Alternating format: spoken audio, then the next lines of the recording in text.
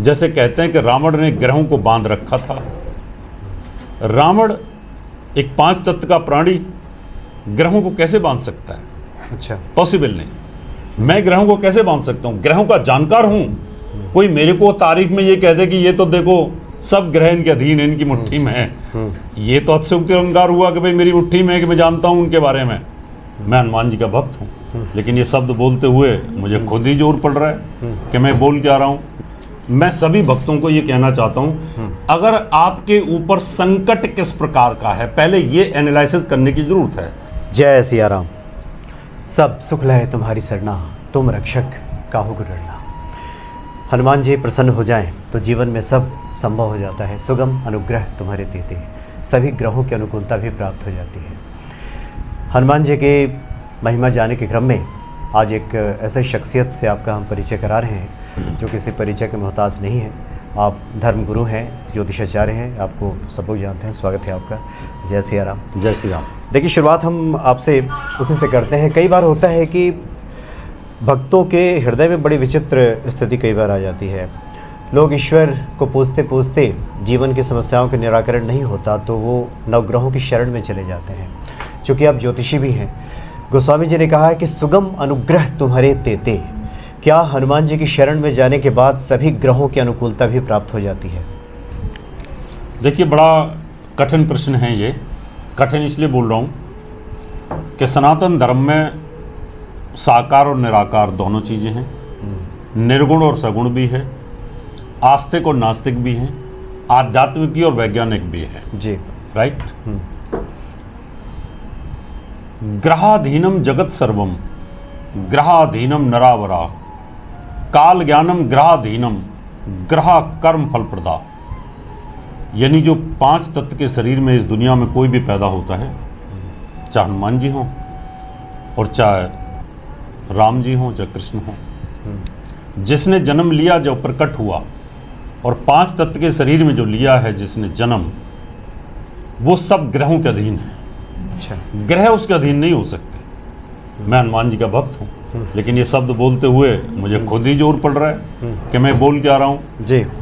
क्योंकि हम कभी कभी अतिशयोक्ति अलंकार में बात करते हैं। कभी कभी अतिशयोक्ति अलंकार ये होता है कि भाई हनुमान जी ने सूर्य देव को निगल लिया था। हमारे सनातन धर्म में अतिशयोक्ति अलंकार का बहुत ज़्यादा प्रयोग हुआ है। अच्छा। और अतिशयोक्ति अलंकार को ये अंग्रेज लोग, ये इस्लामिक लोग जानते नहीं हैं।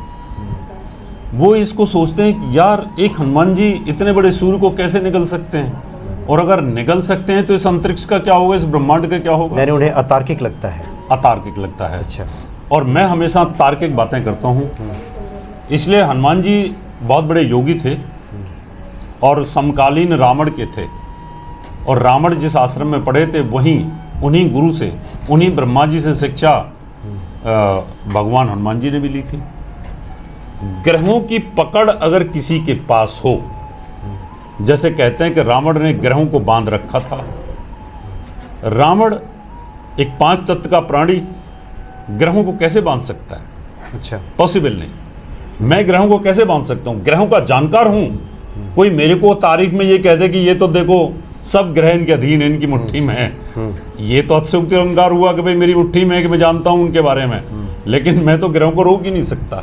लेकिन आपकी इन बातों को सुनने के बाद लोग तो आपको ये मान लेंगे कि आप श्री रामचरितमानस की चौपाइयों से इत्तेफाक नहीं रखते आप? बिल्कुल रखता हूँ, क्योंकि अभी भी कल मैंने एक कोट डाला था जिसमें तुलसीदास जी ने कहा था कि ग्रह जो होता है जी, उसके ऊपर भी कुसंगति और सुसंगति का असर होता है।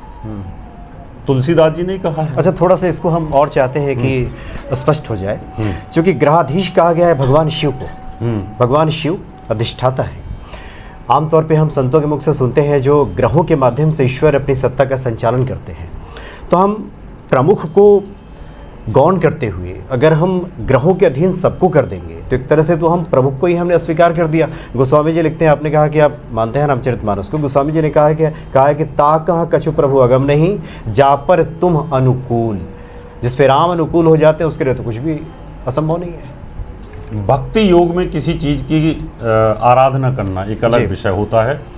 तुलसीदास जी एक कवि थे, ऋषि थे, दिव्य ज्ञानी थे, और दिव्यज्ञानी आदमी इस तरह की बातें बोल सकता है। जैसे कि आपने पहले प्रश्न कहा जी। कि अगर ग्रहों के अधीन है सब कुछ, भगवान तो 5 तत्व में नहीं है ना। मैंने कहा था कि 5 तत्व के शरीर जो है वो ग्रहों के अधीन है, और जब प्रलय और महाप्रलय आती हैं तो ये ग्रह ना भगवान की नाभि में चले जाते हैं। ये सब जो जितने भी अणु और परमाणु हैं ना, सब इकट्ठे होकर के ना वो नाभि कमल में चले जाते हैं, और जब कभी प्रलय और महाप्रलय हटती हैं तो दोबारा से सूर्य को रोशनी भगवान ब्रह्मा जी दे देते हैं और दोबारा जीवन चक्र चालू हो जाता है। तो ये सिस्टम एक साइंटिफिक है, वैदिक, और मैं वेद की बात करूंगा, और वैदिक जो चीज है साइंटिफिक तौर पर उसी को मैं लेकर के आपसे इस बारे में चर्चा तो मेरा करूंगा। प्रश्न जहाँ शुरू हुआ था घूम करके फिर वहीं पे आया है जी। हमने पहले ही कहा कि बहुत सारे लोग प्रमुख देवता को पूजते पूजते नवग्रहों की शरण में चले जाते हैं। वहाँ जब बात नहीं बनती, कबूतरों को दाना खिलाते खिलाते लोग जब थक जाते हैं, मछलियों को दाना देते देते जब राहु ठीक नहीं होता तो पुनः ईश्वर की शरण में चले जाते हैं। यही तो दुविधा है। हम चाहते हैं कि आप इस दुविधा को स्पष्ट करें। इस दुविधा को मैं स्पष्ट करता हूँ जी।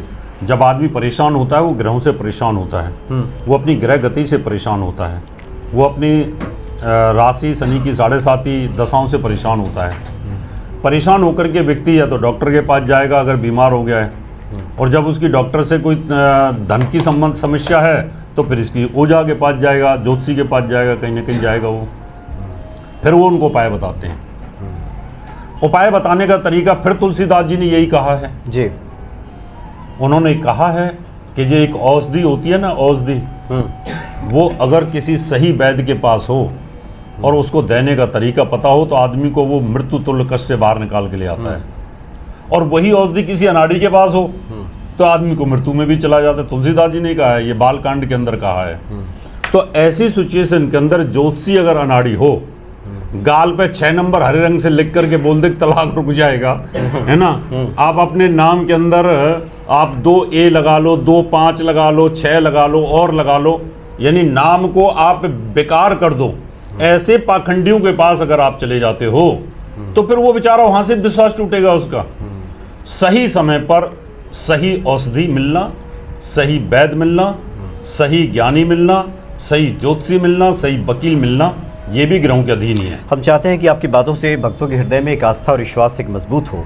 हमारे धर्मशास्त्रों में किसी पूजा के पहले नवग्रह शांति का विधान है जी, लेकिन साथ ही उसके साथ साथ संतों ने जो महिमा गाई है वो प्रधान देवता की ही गाई है। हम चूँकि चाहते हैं कि स्पष्ट हो जाए कि कई बार लोग नवग्रहों में ही इतने उलझ जाते हैं कि प्रभु राम, भगवान कृष्ण सबको ग्रहों के अधीन बता करके उस परम पिता जो परमेश्वर है उसको व्यक्ति भूल जाता है। और जो जीवन का लक्ष्य हमारा है, अभी आप बात भी कर रहे थे कुछ देर पहले कि हमारे जीवन का लक्ष्य यह है कि विवेकानंद की तरह लोग हमें याद रखें, तो वहाँ से थोड़ा वो मिसगाइड हो जाता है कई बार। तो हम चाहते हैं कि चूँकि आप ज्योतिषी भी हैं, धर्मगुरु भी हैं, बहुत सारे चैनल्स पर लोग आपको सुनते हैं, कि एक स्पष्ट संदेश अगर आप देना चाहें तो क्या भक्ति की चरम अवस्था जब तक आई नहीं है तब तक नवग्रहों की आवश्यकता है? जब भक्ति के चरम अवस्था आ गई तो ये नवग्रह गौण हो जाते हैं और प्रमुख देवता के सन्निकटता भक्त महसूस करता है। क्या ऐसा है? 3 प्रकार के ज्ञान होते हैं। एक भौतिक ज्ञान जिसमें हम और आप जी रहे हैं अभी जी। इसके ऊपर होता है ज्योतिष का ज्ञान जिसको हम दिव्य ज्ञान बोलते हैं। एक होता है ब्रह्म ज्ञान जो ब्रह्मांड का होता है। आदमी के अंदर ये इनबिल्ट होते हैं। बहुत सारे लोग ग्रहों को नहीं मानते लेकिन भक्ति में लीन होते हैं, वो भक्ति योग है। अच्छा जी। भक्ति योग में जब व्यक्ति होता है ना, उस तरफ हरे रामा हरे कृष्णा हर हर महादेव हर हर महादेव हर हर महादेव जपता है और उसी में उसको सब कुछ दिखाई देता है, वो ग्रहों को जानता तक नहीं है। तो हमारे यहाँ पर भक्ति योग की भी प्रधानता है। गाने बजाने की भी, नृत्य की भी प्रधानता था। उसमें भी आदमी नाचते हुए नृत्य करते हुए भी भगवान में लीन होता है, वो भी एक प्रधानता है। इससे हटके मूर्ति पूजा में भी एक प्रधानता है। और इससे हटके जिस बात की मैं बात कर रहा हूँ, जो वैदिक प्रधानता है योग की, कि मैंने हरे रामा हरे कृष्णा करते करते मुझे भगवान के दर्शन हो गए, मीराबाई की तरह हो गए। लेकिन मीराबाई किसी दूसरे को दर्शन करा दे वो संभव नहीं था उनके पास। बिल्कुल। मैं उस विचारधारा का हूँ कि अगर मुझे भगवान के दर्शन हो जाएं तो मैं आपको भी करा दूं। और वो विचारधारा सिर्फ योग की होती है, योगियों की होती है। वो है भगवान कृष्ण की। क्या है? भगवान कृष्ण योगी थे। उन्होंने अगर विराट रूप दिखाया महाभारत के टाइम पर, और उन्होंने विराट रूप दिखाया अपना जब द्रौपदी का चीरहरण होता, और विराट रूप उस समय भी उन्होंने दिखाया जब वो पूतना वध कर रहे थे। तो कहीं ना कहीं उन्होंने वो चीज़ें अपनी इतनी विराट कर ली थी कि वो पूतना जैसी राक्षसी को मार सकते हैं। इसका मतलब आपके पास हनुमान जी वाली 9 सिद्धि, अष्ट ये सब चीज़ें आपके 9 निधियाँ अगर आपके पास हैं, तो वो जो योग की कलाएं होती हैं जो हनुमान जी के पास थीं, अगर वो किसी मनुष्य के पास आ जाती हैं तो वो योगी कहलाता है, और वो भव सागर से इस मनुष्य जीवन को पार कर सकता है। अपना तो कर ही लिया उसने, लेकिन वो दुनिया का भी कर सकता है। इसलिए हमारे यहाँ भक्ति योग और साथ में जो यौगिक योग है, इनमें फ़र्क है। अच्छा, लोग जो आपको पहले से भी सुनते रहे, आज जो लोग सुन रहे हैं आपको, उनके मन में बात आ रही होगी कि आपके जीवन में, ये निजी सवाल है हालांकि, आप चाहें तो उत्तर दें, या फिर कि अगर आपके जीवन में कोई संकट, कोई परेशानी अगर आती है, तो आपका ध्यान पहले 9 ग्रहों की तरफ जाता है या जो कोई आपका इष्ट है उसकी तरफ जाता है? हाँ बिल्कुल, बहुत अच्छा प्रश्न है। विद्वान आदमी होगा वो तो यही सोचेगा मेरा कोई ग्रह नक्षत्र खराब हो गया है, मेरे सिर पे तो कहीं मुझे लगता है शनि राहु तो नहीं बैठ गया, मेरा हर पासा उल्टा पड़ रहा है। वो मुसलमान भी ऐसे ही बोलता है, वो यहूदी भी ऐसे ही बोलता है, वो ईसाई बोलता है यार what is this, something is wrong with me, मेरा कोई नक्षत्र मुझे लगता है कोई खराब हो गया है, मुझे लगता है मेरा कोई स्टार खराब हो गया है। वो स्टार बोलते हैं इसको। इसका मतलब इनबिल्ट तकलीफ जो निकलती है ना, जैसे कोई दर्द होता है तो बोलते हैं ए माँ, ए माँ। जब ऐसे तकलीफ निकलती तो ए गॉड, हे भगवान, हम जिस ईश ने बनाया हम उसकी तरफ जाते हैं। यानी दर्द उठता है तो भगवान की याद, भगवान की याद आएगी, हर आदमी को आएगी। अच्छा, वो नास्तिक को भी आएगी। नास्तिक भी जब मृत्यु संज्ञा पे होता है ना, वो तब भी वही चिल्लाता है कि हे प्रभु कुछ तो कर, क्योंकि भगवान ने अपना अंश आत्मा के रूप में हमारे अंदर डाला हुआ है, इसलिए हम उसकी तरफ लिंक रहते हैं। लेकिन बाहरी वातावरण में हम नास्तिक रूप में बने होते हैं। तो मेरी प्रश्न की बात जब आती है जी, तो मैं यही कहता हूं कि हे प्रभु, हे मेरे इष्ट देव, तुम कहाँ हो, तुम मेरा मदद करो। मैं अपने इष्ट देव को पुकारता हूं। इष्ट देव जब मैंने पुकार लिया और फिर मुझे राहत नहीं मिली, क्योंकि भगवान तो इस तरह से सीधी राहत देते नहीं है कि मैंने कहा कि मुझे धन दो और उन्होंने धन वर्षा कर दी, ऐसा तो कोई सिद्धांत नहीं दिया प्रकृति में। फिर मैं चलता हूं कि यार हर पासा उल्टा पड़ रहा है, हर शेयर बाजार में मेरा सब कुछ बर्बाद हो गया, मेरा मकान बिक गया, सब कुछ हो गया। अब मैं किसी ऐसे विद्वान आदमी को पास चलता हूं जो इस विद्या का जानकार हो कि आखिर मेरे भाग्य में लिखा क्या है। और जब भाग्य में लिखे की जानने के लिए आता है, तब हमारे ज्योतिषी के पास वो आता है कि भाग्य में क्या लिखा है, वो ज्योतिष बताती है। फिर वहाँ जो लिखा है फिर उसकी रेमेडी की जाती है, और फिर हम बोलते हैं कि अब दोबारा इष्ट देव के पास जा, और जाकर के वहाँ चुनरी चढ़ा और फिर दोबारा इष्ट देव को बोल जाके हनुमान जी मुझे संकट से निकाल दो, प्रभु मुझे निकाल दो। तब हमारी शरीर की ऊर्जा, ग्रहों की एकाग्रता, ग्रहों का दुष्ट प्रभाव जो ऊपर से आ रहा होता है, उसको भगवान हनुमान जी अपनी शक्ति से उसको दूर करने की कोशिश करते हैं। और जब शक्ति का संचार हो जाता है तो फिर हम दोबारा से एक एनर्जेटिक होकर के फिर हमारा काम दोबारा से अच्छा हो जाता है। चूँकि आपने अभी चर्चा भी की, कुछ देर पहले आपका एक जो दर्द भीतर का था, आजकल सोशल मीडिया के ज़माने में ऐसे ऐसे ज्योतिषी आ गए हैं कि बहुत सारे शॉर्टकट जिसका कोई तर्क से लेना देना नहीं है।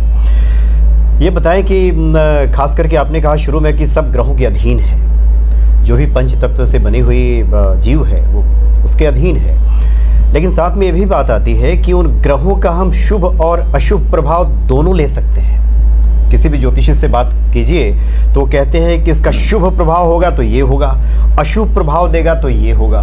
तो फिर तो बात यहाँ आ गई कि व्यक्ति अपने आचरणों से उस ग्रहों को भी अपने अनुकूल कर सकता है। देखिए, कर्म और भाग्य दो चीजें हैं। आपको ये शरीर जो मिला है ये भाग्य से मिला है। इसमें नेटवर्क कौन सा लगाना चाहते हो ये आपकी इच्छा है। आपके पास मोबाइल सैमसंग खरीद लिया आपने या एप्पल खरीद लिया, या आपका भाग्य का आपने भाग्य से खरीद लिया।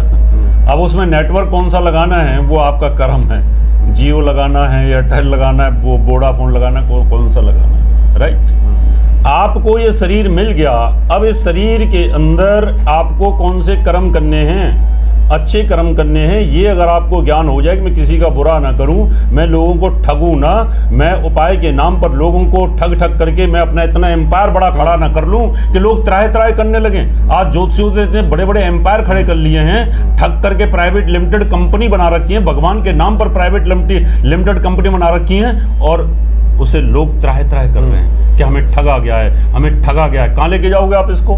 तो ऐसी सिचुएशन जब आती है ना, तो यहाँ पर भगवान इस बात को समझने की कोशिश करता है, तो फिर वो अपने आप धीरे धीरे नेटवर्क को वहाँ से वोल्टेज को कम बढ़ती करता रहता है। तो आपका ये शरीर है, ये भाग्य से मिला हुआ है, इसमें कर्म करने के लिए आप फ्री हैं। अच्छे कर्म करोगे, आप उसको स्टोर करोगे, तो आपके लिए दोबारा से आपके शरीर के अंदर नई नई चेतनाएं, नई नई चीज़ें आनी शुरू हो जाती हैं। तो ये एक विज्ञान है, और ज्योतिष भी विज्ञान है, हमारा शरीर भी आध्यात्मिक विज्ञान पर काम करता है। और इसको सिर्फ धीरे धीरे धीरे धीरे जिसकी त्रिनेत्रोपन शुरू हो जाता है, जिसका ज्ञान का नेत्र शुरू हो जाता है, ओपन हो जाता है, वो इसको समझने की कोशिश करता है कि मैं इस धन को कहाँ लेके जाऊंगा, इसको ठग रहा हूँ, पब्लिक को मूर्ख बना रहा हूँ, मैं कभी चांदी बहा रहा हूँ, कभी तांबा बहा रहा हूँ, और जो ठगी से जो मैंने इतना बड़ा साम्राज्य किया, क्या ये मेरे साथ जाएगा? लेकिन दूसरे पक्ष में एक ज्योतिषी ऐसा भी होता है जो भगवान को कहता है, प्रभु इतना देता रहे और सबका भला करवाता रहे, बस मुझे इतना दे दे कि मेरा पेट भरता रहे, मेरे कुर्ते पाजामे में कलफ लग जाए, और जैकेट वैकेट सब ड्राई क्लीन हो जाए, और मेरा गाड़ी का ड्राइवर का खर्चा निकल जाए, और बाकी सब मैं अच्छा करता रहूं। ये भी आपका जब जिस दिन होना शुरू हो जाएगा, उस दिन आपका ये नेत्र खुलना शुरू हो जाएगा, और उस दिन आपके भगवान के ही हो जाओगे आप, फिर आप कभी किसी का बुरा कर नहीं सकते।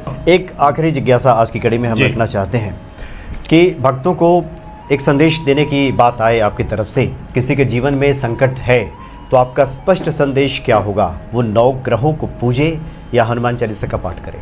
देखिए, मैं सभी भक्तों को ये कहना चाहता हूं, अगर आपके ऊपर संकट किस प्रकार का है, पहले ये एनालिसिस करने की जरूरत है। अगर आपके ऊपर शारीरिक संकट है, तो आपको डॉक्टर और वैद्य के पास जाना चाहिए, आयुर्वेद के पास जाना चाहिए। पहली बात, शारीरिक संकट है जी। आपके ऊपर, आपका वैवाहिक जीवन का संकट है, आपको कोई श्राप लगा हुआ है, और उस श्राप के कारण आपकी शादी हो नहीं रही है, टूट रही है, चल नहीं रही है, वो ईश्वरीय श्राप है। फिर आपको किसी विद्वान ज्योतिषी के पास जाना चाहिए, और फिर उसके बाद विद्वान ज्योतिषी बोलेगा कि भाई उच्च कोटि के हमारे पास एक राजेश ओझा जी बहुत उच्च कोटि के एक कर्मकांडी विद्वान है, उनके पास जाओ जी। और वो जाकर के इन मंत्रों का जाप करेंगे, तो आपको हवन कुंड में से द्रौपदी और धृष्टद्युम्न पैदा होंगे। क्योंकि आज एक याज नाम के ऋषि थे, याज और अयाज 2 भाई थे। उन दोनों भाइयों ने जब यज्ञ किया, तो राजा द्रुपद के यहाँ पर हवन में से द्रौपदी पैदा हुई। तो इस दुनिया में आपके पास किस प्रकार की तकलीफ है, उस प्रकार की तकलीफ के लिए उसी प्रकार के व्यक्ति के पास जाना चाहिए। और वो अगर ग्रह नक्षत्रों के अधीन आ गई ये चीज़, तो फिर हमारे पास आइए, हम वेलकम, और हम फिर आपको वो सच्चाई की बातें बताएंगे कि ये यज्ञ करने से, ये हवन करने से, ये मंत्र जाप करने से आपका ये कष्ट दूर हो जाएगा। और जो इस ग्रहों के और इस कष्ट के देवता हैं, आप उनसे भी प्रार्थना करिए, उससे आपको निश्चित तौर पर लाभ मिलेगा। जी हाँ, जी हाँ, चूँकि हमारे यहाँ 9 ग्रह शांति का विधान है जी। 9 ग्रहों का पूजन करने के बाद, द्वारपाल का पूजन करने के बाद ही प्रधान देवता की पूजा होती है। इसको इस अर्थ में लेने की आवश्यकता है। और आपने शुरू बहुत अच्छी बातें बताई कि व्यक्ति के अंदर सिर्फ अगर साधुता हो, सच्चरित्र हो, ईमानदार हो, साधु संत के तुम रखवारे, असुर निकंदन राम दुलारे, तो हनुमान जी तो स्वयं उसकी रक्षा करने लगते हैं। बड़ा आनंद आया आपसे बातचीत करके। जिज्ञासाएं तो बहुत है अभी, नहीं आप, मैं तो कहा ना, समय को देखते हुए बिल्कुल आप एक बार फिर से कभी आप मौका दें, तो फिर हम लोग विस्तार से बातें करें। जरूर। बहुत बहुत धन्यवाद आपका। जय सिया राम।